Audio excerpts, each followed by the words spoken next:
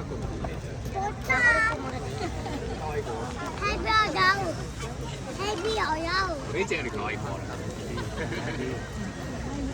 ให้เบี้ยวจงเบี้ยวもう有名ですからねちゃんの Ngồi mày có gió mát ở đây hả được anh no no no no no no no no no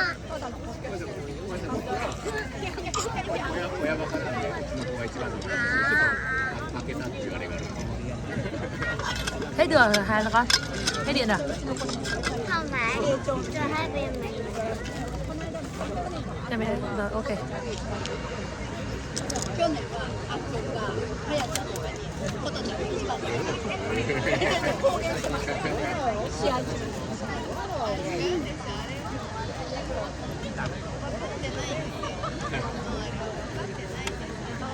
hai bên no no no no no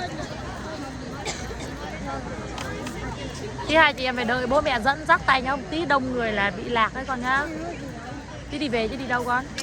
Nhưng mà phải để đứng yên tại chỗ nghe chưa khi mà kết thúc ấy. Đứng yên tại chỗ khi nào bố mẹ bảo đi dắt tay cầm hai chị em nhá. Thấy chưa?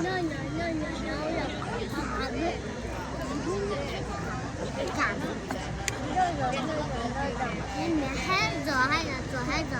Chưa, chưa xong rồi.